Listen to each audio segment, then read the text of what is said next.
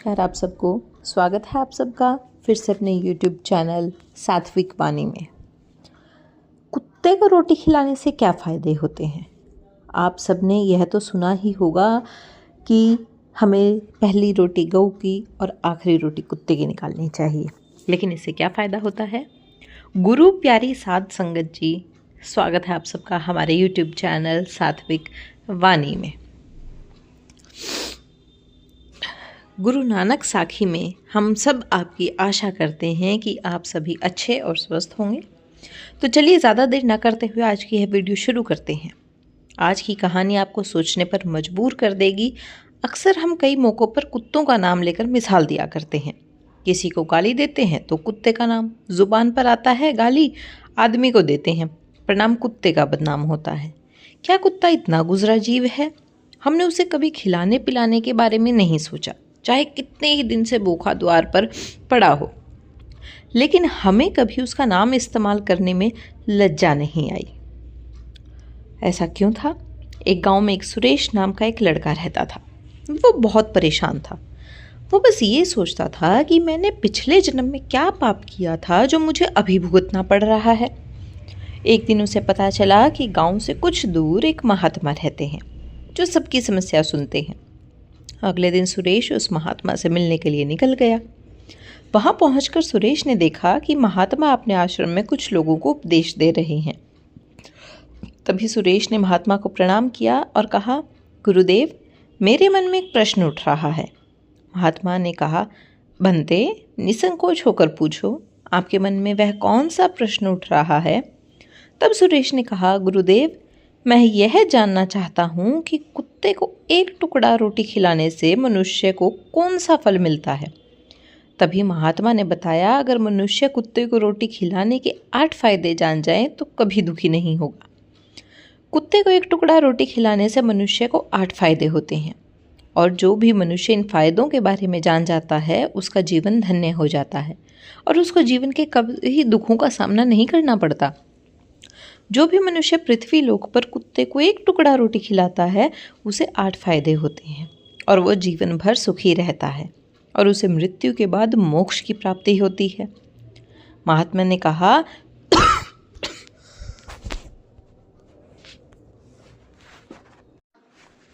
मैं तुम्हें कहानी सुनाता हूँ, फिर तुम्हें सब कुछ पता चल जाएगा। एक समय की बात है, एक काले रंग का कुत्ता था। वो बहुत ही लाचार था। भूखा प्यासा वह गांव में सभी के घर घर जाता था, लेकिन उसे कोई भी रोटी का एक टुकड़ा भी नहीं देता था। वह भूख के मारे दिन भर इधर उधर घूमता रहता था। एक दिन वह गांव के बाहर नदी के किनारे एक आर्षी के आश्रम पर पहुंच गया और उनसे कहने लगा, हे मुनिवर, मुझे लगता है आप बहुत ही विद्वान और ज्ञानी हैं, इसलिए मैं भूखा प्यासा आपके पास आया हूँ। कृपया करके आप मुझे एक टुकड़ा रोटी का दे दीजिए, जिसे मैं खाकर अपनी भूख को शांत कर लूं। तभी वह आर्षी कहते हैं, क्या तुम्हें गांव में एक टुकड़ा रोटी का किसी ने नहीं दिया जिसे तुम खाकर अपनी भूख मिटा सको? वह कुत्ता आर्षी से कहता है, हे मुनिवर, मैं आपको क्या बताऊं, आप मेरी बातों पर विश्वास नहीं करोगे।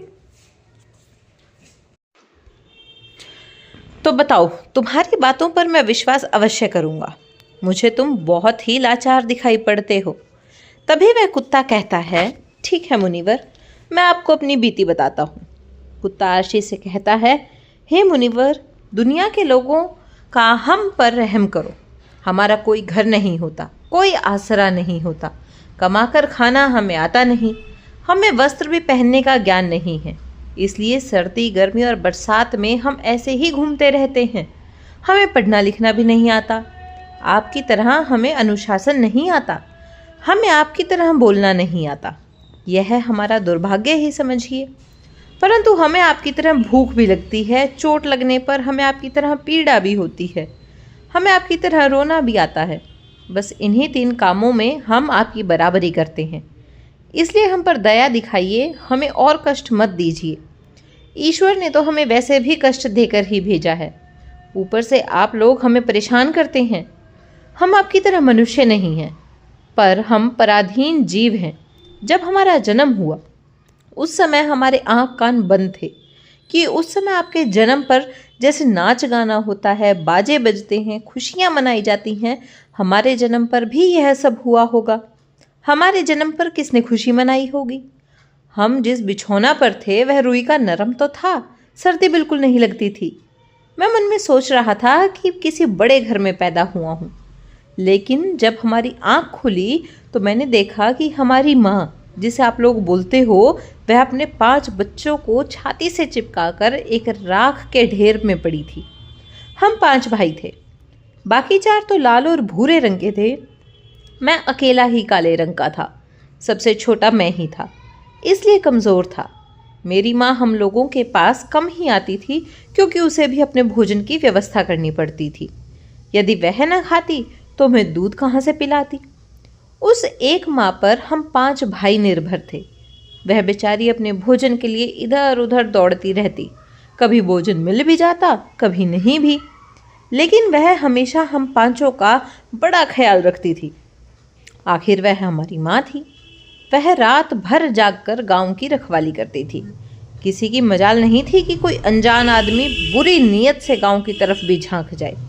दूसरे गांव के कुत्ते भी हमारी माँ के डर से गांव में नहीं आते थे। गांव के किसी किसान के खेत में कोई जानवर खड़ी फसल खाने आते तो हमारी माँ उसे दौड़ाकर भगा देती। गांव वालों के लिए इतना सब कर देने के बाद भी कोई कोई मनुष्य तो हमारी माँ को भोजन तक नहीं देता था। भोजन के लिए हमारी माँ को मजबूर होकर छीना झपटी करनी पड़ती। कई बार तो लोग उसे लाठी डंडों से पीट भी देते। बेचारी उस दिन भूखी प्यासी रहकर पेट की आग से जलती रहती। वह कहता है, हे मुनिवर, आखिर भूख तो हमें आपकी ही तरह लगती है। ऊपर से उसे अपने 5 बच्चों की भी चिंता लगी रहती थी। आखिर माँ थी, भूख उसे चैन से बैठने नहीं देती और गांव वालों का भी उसे देखकर हृदय नहीं पसीजता था। तो बेबस होकर उन लोगों के घरों में चोरी से घूमना पड़ता था और खाने की कोई चीज़ मिल जाती तो उसे खाकर अपने पेट की आग बुझा लेती थी। कई बार तो लोग उसे खाने की वस्तु ले जाते हुए देखते तो लाठी डंडे लेकर उसके पीछे पड़ जाते। कुछ निर्दयी लोग तो कई बार उसे घर के अंदर बंद करके पीटते थे। हमारी माँ का बुरा हाल कर देते थे। फिर वह आरसी से कहता है, हे मुनिवर, हमारी माँ ने क्या बिगाड़ा था? उसने सिर्फ अपने पेट के लिए ही तो भोजन चुराया था। चोरी करने का हमें कोई शौक नहीं, पर पापी पेट हमें यह सब करने के लिए मजबूर कर देता है। एक दिन की बात है, बड़ी जोरदार बरसात हो रही थी। ओले पड़े थे, ठंडी हवा चल रही थी। उस ठंड में ठिठुर कर हमारे 3 भाई मर गए। उस दिन वह बहुत रोई थी, लेकिन मनुष्य हमारी पीड़ा को नहीं समझा, क्योंकि उसके बच्चे थोड़े ही मरे। फिर वह कुत्ता कहता है कि हे मुनिवर, अब हम सिर्फ 2 भाई रह गए थे। हमारी माँ हम दोनों की अच्छे से देखभाल करने लगी। फिर एक दिन उसी गांव में एक सेठ के घर पर दावत चल रही थी और अनेक प्रकार की मिठाइयाँ बन रही थी। सेठ जी के घर काफ़ी मेहमान आए हुए थे। हमारी माँ कुछ खाने की तलाश में बार बार उधर जाती, लेकिन लोग उसे दुत्कार कर भगा देते। किसी को उस पर इतना भी तरस नहीं आया कि एक रोटी उस बेचारी को खाने को फेंक दे। एक रोटी से उनका क्या बिगड़ जाता? मेरी माँ बार बार जाती और वहीं खड़ी खड़ी देखती रही। सेठ जी के आंगन में दावत खाने का सिलसिला चालू हुआ। भोजन परोसा जाने लगा। मेरी माँ भी वहीं जाकर पूंछ हिलाने लगी। खाना परोसने वाला आदमी जब किसी काम से भीतर गया तो माँ दबे पाँव रोटी लेने को चल पड़ी। फिर दूसरे आदमी ने मेरी माँ को जाते हुए देख लिया तो चारों ओर से लोग चिल्लाकर उसकी तरफ भागे। मेरी माँ उनकी चीख पुकार सुनकर घबरा गई। 2-3 आदमी लाठी लेकर उसके पीछे बड़े बेरहमी से दौड़े। मेरी माँ वहाँ से घबराकर भागने लगी, लेकिन उसे वहाँ से निकलने का कोई रास्ता नहीं मिला, क्योंकि सामने से लोग लाठी डंडे लेकर आ रहे थे। तभी मेरी माँ वहाँ पर जो लोग भोजन कर रहे थे उनको लांघ कर निकल गई।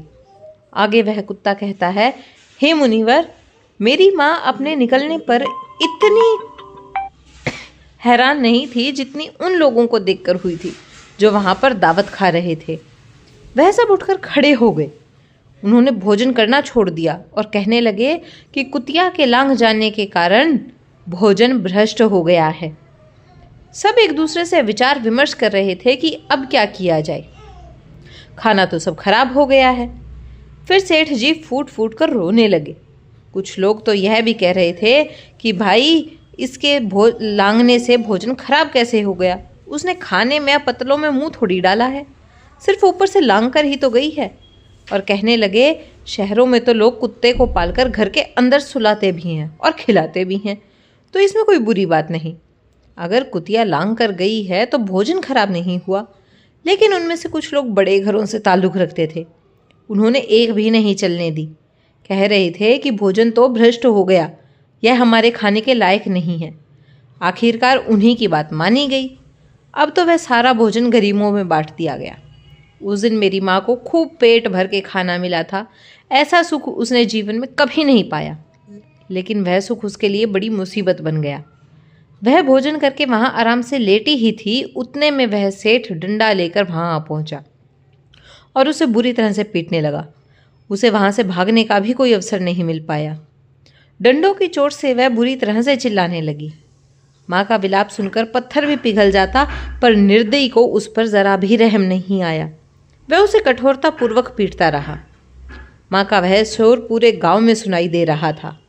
तब कुछ लोग आए और उसे समझाते हुए बोले, सेठ जी जाने दो, भूख में तो आदमी की भी बुद्धि भ्रष्ट हो जाती है। यह तो फिर भी एक पशु है, इससे अच्छे बुरे का क्या ज्ञान। अब इसे मारकर आपको क्या मिलेगा? जो होना था सो हो गया। लोगों के समझाने के बाद उसने हमारी माँ को पीटना बंद कर दिया। फिर बड़ी मुश्किल हालात में वह हमारे पास आई और आकर सारी कहानी हम दोनों भाइयों को सुनाई।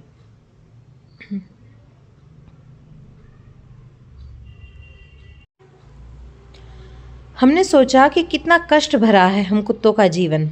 आदमी एक रोटी के टुकड़े के बदले एक चोर के जितना पीटता है, इतना तो वह चोरों को भी नहीं पीटता। समझते वह कुत्ता कहता है कि हे मुनिवर, एक दिन की बात है, उसी गांव के बाहर एक ब्राह्मण आकर ठहरा हुआ था। उसने अपने भोजन के लिए एक जगह चूल्हा बनाया और उस पर दाल बनाने के लिए रख दी। उसके बाद आटा गूंद कर रख दिया। वह वही पास में कुएं पर पानी लेने चला गया। इधर कहीं से मेरी माँ भी घूमती हुई वहीं पहुँच गई। उसने आटे को देखा तो सोचने लगी कि शायद इस आटे का कोई मालिक नहीं है। वह उस आटे को खाने लगी। उधर उस ब्राह्मण ने कुएं के पास से देखा कि उसका आटा एक कुतिया खा रही है, तो वह बड़ा दुखी हुआ। वह बेचारा रोने लगा, क्योंकि वह भी 2 दिनों का भूखा था और थका हुआ था। कुछ लोगों ने उसे कहा, अरे ब्राह्मण देवता, इस कुतिया ने तुम्हारा भी आटा बिगाड़ दिया। कल तो इसने सेठ जी की पूरी रसोई बिगाड़ कर रख दी। ब्राह्मण दुखी होता हुआ बोला, भाई मुझे क्या मालूम था, यह दुष्ट कुतिया मेरे आटे को खाने के लिए घात लगाए बैठी है।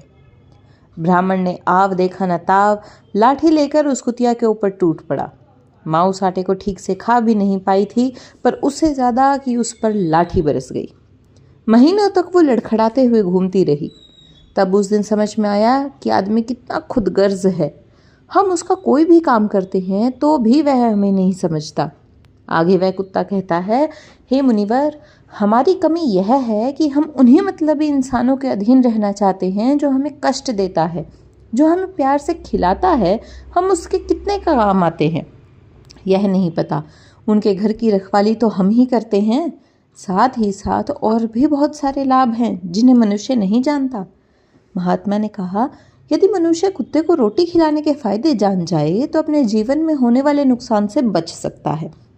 आज मैं आपको बताऊंगा कुत्ते को रोटी खिलाने के 8 फायदे मनुष्य को पता ही नहीं है। जब भी घर में रोटी बनाई जाती है तो सबसे पहली रोटी गौ माता की होती है और पिछली रोटी कुत्ते की होती है। महात्मा ने कहा, ऐसा ही विधान भगवान ने बनाया था, लेकिन भगवान के बनाए उस विधान को भूलकर मनुष्य अगली और पिछली रोटी खुद ही खा जाता है। इसका दुष्प्रभाव उसके जीवन पर पड़ता है। कुत्ता वह प्राणी है जिसको रोटी खिलाने से मनुष्य के जीवन में पड़ने वाले ग्रहों के दोष भी दूर हो जाते हैं। महात्मा ने कहा कि कुत्ते को रोटी खिलाने का पहला फायदा कि कुत्ते को रोटी खिलाने से क्षण का नकारात्मक प्रभाव कम हो जाता है। जब अपनी कुदरती डालता है तो हर मनुष्य बर्बाद हो जाता है। जिस व्यक्ति पर उसकी महादशा का आरंभ हो जाता है तो बने बनाए काम अपने आप बिगड़ने लगते हैं और वो मनुष्य आर्थिक तंगी का शिकार हो जाता है। उस स्थिति में यदि कुत्ते को रोटी खिलाता है तो उस पर शनि का दुष्प्रभाव बहुत ही कम हो जाता है। कुत्ते को रोटी खिलाने का दूसरा फायदा कि इससे आपके भाग्य आपके पक्ष में हो जाता है, आपके घर के अंदर नकारात्मक शक्ति नष्ट हो जाती है। कुत्ते को रोटी खिलाने का तीसरा फायदा है कि माता लक्ष्मी प्रसन्न होती हैं और आपके घर में धन दौलत की कभी कमी नहीं रहती। कुत्ते को रोटी खिलाने का चौथा फायदा है कि आपके ऊपर कर्ज नहीं चढ़ता और जो पहले से आप कर्जदार हैं उससे भी मुक्ति मिल जाती है।